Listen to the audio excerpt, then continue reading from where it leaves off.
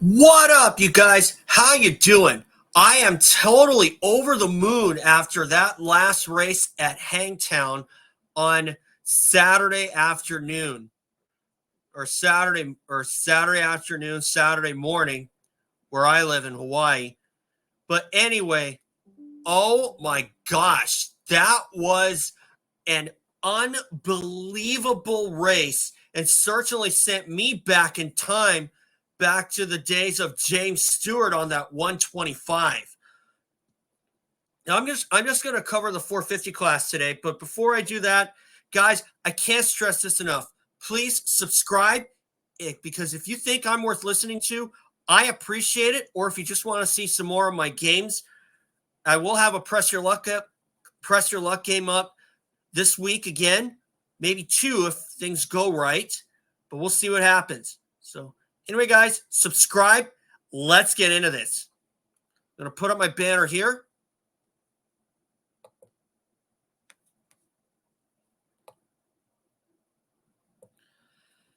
As you can see, Hangtown recap, 450 class. Jett Lawrence's first loss, Chase Sexton, was insane. That stands. And I got to tell you, when Jett Lawrence went down in the first moto on the opening lap, oh man, I'm not going to lie to you, I felt so terrible for that guy. But I got to say, that guy is as original as you can build him in Australia. And I guarantee you, if that was Chad Reed at his age again, Jett Lawrence would have probably said the same thing he did to Katie Osborne when asked how he was feeling for Moto 2. Okay? And I got to say, when Jett Lawrence, when he didn't get up, I thought that was it for his day. But instead, he got up, picked up 16 positions, and came back for 24th place.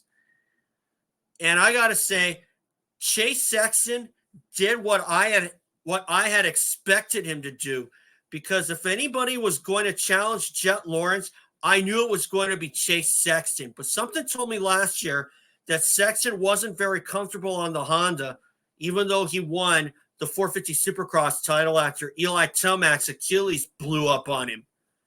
So what got me going was the fact that Chase looked a lot more comfortable at Hangtown than he did at Pala.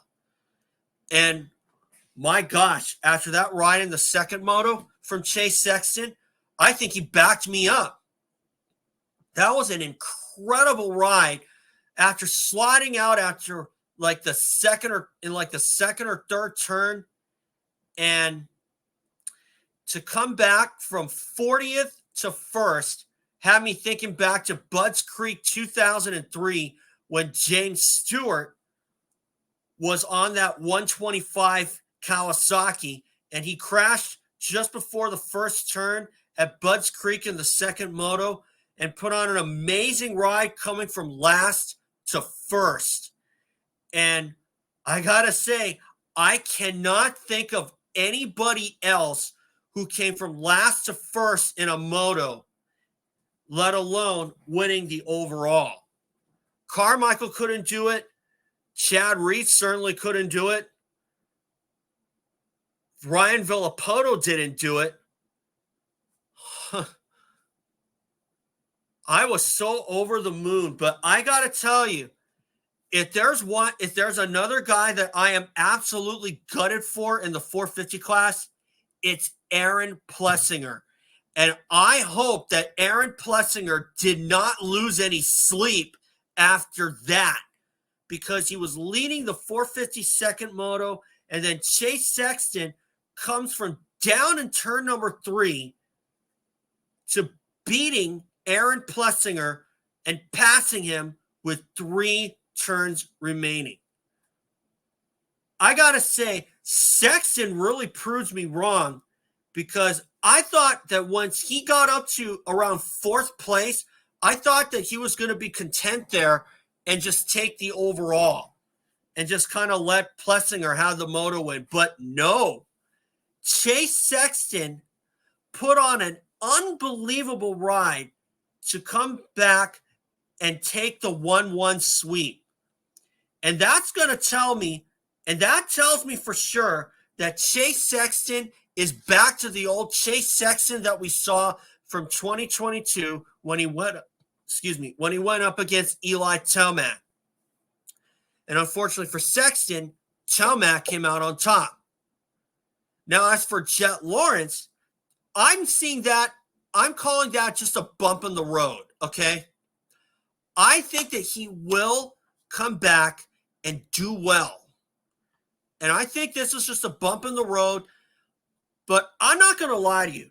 When Jett Lawrence came back for the second moto, something in the back of my mind was telling me that he was going to do what Christophe Purcell did at Unadilla 2010 when he crashed out of the first 250 moto while leading and came back to win the second moto over Trey Canard. And unfortunately for Purcell, that crash in Moto 1 that time was enough to eventually have him lose the title. Because it looked to me like at times back then, Purcell was not riding like the Christophe Purcell we knew from 2009. What I saw from Chase Sexton at least was the Chase Sexton that I was looking for last year. Unfortunately, he had to miss some races due to mononucleosis. And while Chase had some great rides, it wasn't the outstanding rides that we saw from 2022 when he was battling with Eli Tomac himself. And now Tomac and Webb are on the sidelines. And I got to say, that looked like a ride that's probably going to prompt them to come back a lot sooner than they probably should. Because really, I thought that up until Tomac and Webb had announced their thumb injuries, I thought this was going to be the season where Jett Lawrence was going to have his lunch handed to him repeatedly. But no, he didn't get his lunch handed to him yet, as far as I'm concerned. Okay? Yes, he crashed in the first moto, but I think that he was getting way too cocky and he did something that he shouldn't have. I mean, look at what happened to Jeremy McGrath at Millville 96 when he had said, I thought I was invincible and tried something I shouldn't have. When McGrath went for that crazy table-to-table rhythm and busted a knee. And then eventually that would lead to him losing the title after he pulled out of the second moto at Washougal. And Jeremy McGrath even says himself that that's one of the biggest regrets to this day. And that's why I bring that up. But as of right now, Chase Sexton looks like he is going to be a title contender. And if should he win this title over Jett Lawrence, that's a big statement. Okay? He's already made a big statement himself coming from 40th to 1st. And I got to say, that probably topped James Stewart's ride from Budds Creek 2003. Did any of you guys think that he was going to win that moto? I didn't.